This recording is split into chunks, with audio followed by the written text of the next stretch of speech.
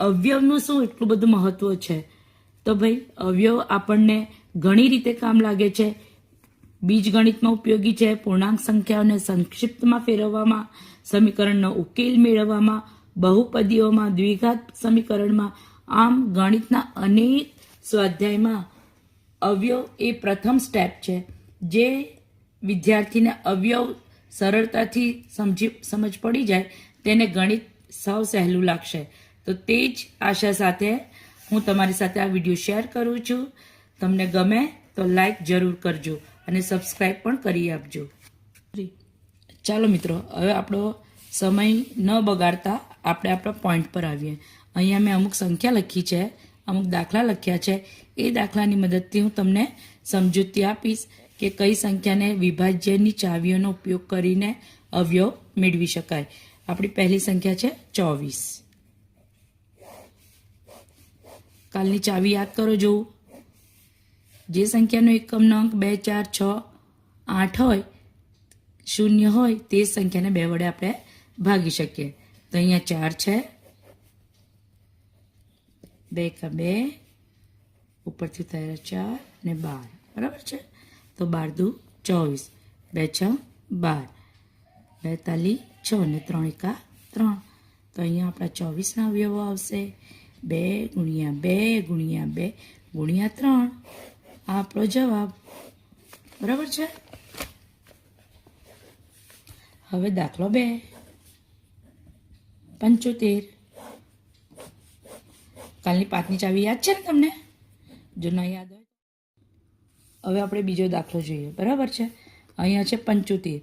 તો પહેલી નજરમાં જોતા લાગે છે કે એકમનો અંક 5 છે એટલે 5 વડે ભાગ ચાલશે. પરંતુ આપણે 3, 2 પછી 3 ચલાવી જોવાનો. જો 3 ચાલતો હોય તો 3 ચલાવવાનો ભાગ, અને ન ચાલે ત્યાર પછી 5 જવાનું. તો 7 + 5, 7 ને 5 કેટલા થાય? 12. કેટલા થાય? 12. તો આ 12, 3 ચોક 12, એટલે અહીંયા 3 ભાગ ચાલશે.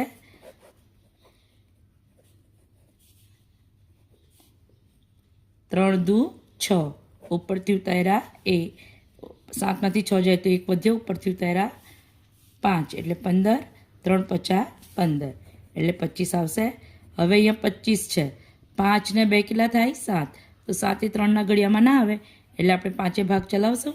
પાછું 25 અને 25 5 એકા 5. તો અહીંયા 75ના અવયવો થશે 3 ગુણ્યા 5 ગુણ્યા 5. આ આપણો ફાઇનલ જવાબ. દાખલા નંબર 3, 81. હવે 2 તો નહીં જ ચાલે, 5 પણ નહીં ચાલે. 3 ચાલે છે કે નહીં તે આપણે જોઈએ. 8 + 1 9 એટલે ચાલશે 3. 81, 3 દુ 6, 43 9 વધી જાય, 3 દુ 6, 8માંથી 6 જાય તો 2 વધે, ઉપરથી ઉતાર્યા 1, 3 × 7 = 21. તો 3 ભાગ ચાલશે તો અહીંયા આવશે 27. હજુ 3 ભાગે ચાલશે. 3 × 9 = 27, 3 × 9 ને 3 એકા 3.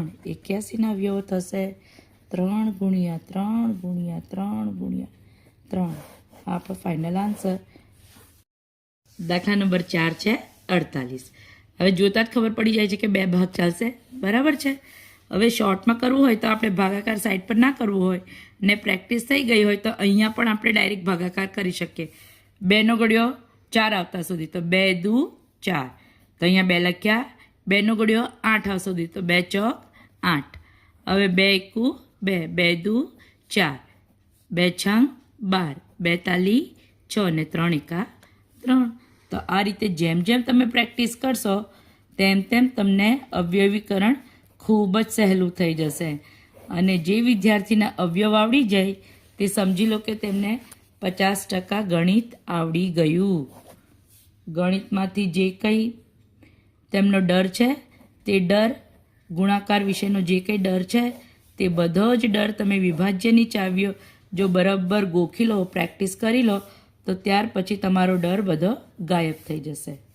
અહીંયા છે આપણે પાંચમો દાખલો 180. હવે અહીંયા જોતા લાગે છે કે 0 છે એટલે 2 વડે પણ ચાલશે, 0 છે એટલે 5 વડે પણ ચાલશે. બરાબર? તો આપણે સૌથી પહેલાં 2 વડે ચલાવવી જોઈએ. તો 18 છે, અહીંયા 2 છે, 2 નવા 18. આ 0 વધે તો અહીંયા ઉપર મૂકી દો. 90, હજુ શૂન્ય છે, 2 વડે 45 આવશે. બરાબર. હવે આવી ગયા 5 ને 4. 4 વત્તા 5 9 થશે. 9 એટલે 3 5 પણ ચાલે, પણ જ્યાં સુધી 3 ચાલતા હોય ત્યાં સુધી આપણે 5ને વિચારવાનું નહીં. બરાબર. તો અહીંયા 15 તાલી 45, 3 પચા 15. જુઓ હવે 5નો વારો આવ્યો. 5 એકુ 5. તો અહીંયા 180 ના અવયવો છે આપણા. 2 ગુણ્યા 2 ગુણ્યા 3 ગુણ્યા 3 ગુણ્યા 5. આ આપણા. સરળતાથી તમે ગુસા અને લસા શોધી શકશો. ત્યાં પહેલાં તમારે અવયવીકરણ શીખવું ખૂબ જ જરૂરી હતું, અને તે હેતુથી મેં આ વિડીયો બનાવ્યો છે. હું આશા રાખું છું કે તમને આમાં સરળતાથી સમજ પડી ગયો. હવે આપણો નેક્સ્ટ પાર્ટ આવશે લસા અને ગુસાઓનો. તો બાય.